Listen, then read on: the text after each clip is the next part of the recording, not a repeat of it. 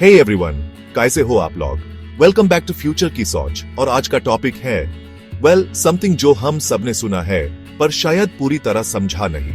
Mutual funds का नाम तो सुना ही होगा, टीवी पे एड्स आते हैं, दोस्त बोलते हैं म्यूचुअल फंड सही है, लेकिन flexi cap, mid cap, small cap, large cap, ये सब क्या है? इतने सारे ऑप्शंस देखकर कंफ्यूजन होना तो बनता है बॉस, बट टेंशन नॉट, क्योंकि आपका भाई यहाँ है। आज मैं ये सारा jargon, ये सारी कॉम्प्लिकेटेड बातें एकदम सिंपल लैंग्वेज में समझाऊंगा। मेरा गोल सिंपल है कि ये वीडियो देखने के बाद आप कॉन्फिडेंटली डिसाइड कर पाओ कि आपके फाइनेंशियल गोल्स और रिस्क एपेटाइट के लिए कौन सा म्यूचुअल फंड बेस्ट रहेगा। कोई रॉकेट साइंस नहीं है, बस थोड़ी सी अंडरस्टैंडिंग चाहिए, और वही अंडरस्टैंडिंग मेन आपको देने वाला हूँ स्टेप बाय स्टेप। हम एक साथ मिलकर इन फंड टाइप्स को डिकोड करेंगे ताकि आप अपने इन्वेस्टमेंट जर्नी में एक स्मार्ट डिसीजन ले सकें।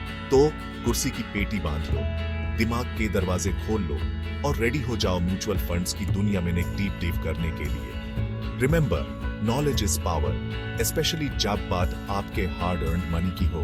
फ्यूचर की सोच रखो, इन्वेस्ट अर्ली, ग्रो अर्ली। चलो शुरू करते हैं। दोस्तों, सबसे पहले बात करते हैं लार्ज कैप फंड्स की। ये फंड्स इंडिया की टॉप 100 कंपनीज में इन्वेस्ट करते हैं मार्केट कैपिटलाइजेशन के हिसाब से। इन कंपनीज का बिजनेस मॉडल सॉलिड होता है, मार्केट में इनकी पकड़ मजबूत होती है और इनका ट्रैक रिकॉर्ड भी काफी स्ट्रांग होता है।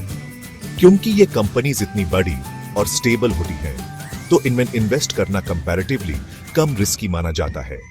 अगर आपको रात को चैन की नींद चाहिए और मार्केट के छोटे मोटे उतार चढ़ाव से ज्यादा टेंशन नहीं लेनी, तो लार्ज कैप फंड्स एक अच्छा स्टार्टिंग पॉइंट हो सकता है।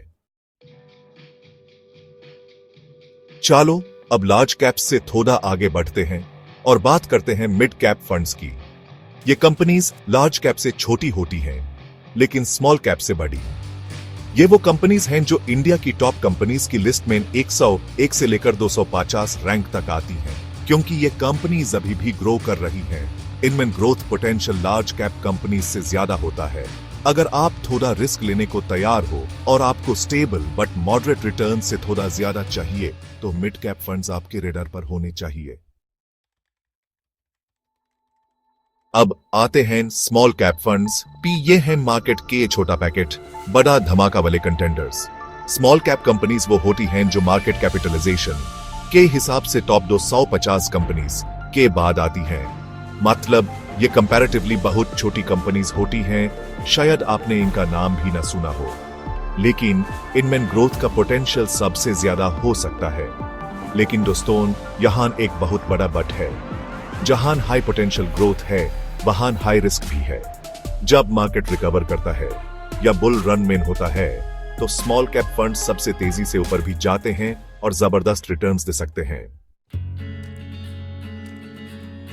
Chapter 4, flexi cap funds, the allrounder. Market के हिसाब से ये फंड्स फंड मैनेजर को पूरी आजादी देते हैं कि वो मार्केट कंडीशंस के हिसाब से किसी भी साइज की कंपनी में इन्वेस्ट कर सकें, चाहे वो लार्ज कैप हो, मिड कैप हो या स्मॉल कैप। इसका सबसे बड़ा फायदा यह है कि फंड मैनेजर मार्केट को एक्टिवली ट्रैक करके डायनामिक डिसीजंस ले सकता है। फ्लेक्सी कैप फंड्स उन लोगों के लिए बहुत अच्छे हैं जो फंड मैनेजर की एक्सपर्टीज पर ट्रस्ट करते हैं और खुद से मार्केट टाइमिंग या सेक्टर एलोकेशन का हेडेक नहीं लेना चाहते। अगर आपको एक बैलेंस्ड अप्रोच चाहिए जिसमें सेफ्टी भी हो और ग्रोथ का पोटेंशियल भी, तो फ्लेक्सी कैप एक स्मार्ट चॉइस हो सकता है। Chapter 5, bonus round, ELSS index and date funds explained. ABHE तक हमने मार्केट कैप बेस्ड फंड्स की बात की, लेकिन म्यूचुअल फंड्स की दुनिया सिर्फ यहीं तक सीमित नहीं है।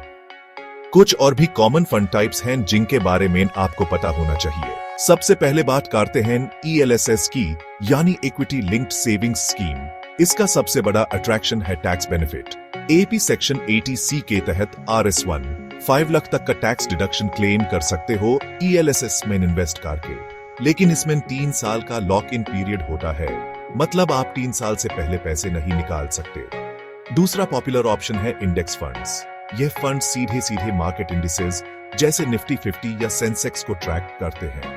और तीसरा है डेट फंड्स। ये फंड्स फिक्स्ड इनकम इंस्ट्रूमेंट्स में इन्वेस्ट करते हैं, जैसे कि government bonds, corporate bonds, treasury bills, etc.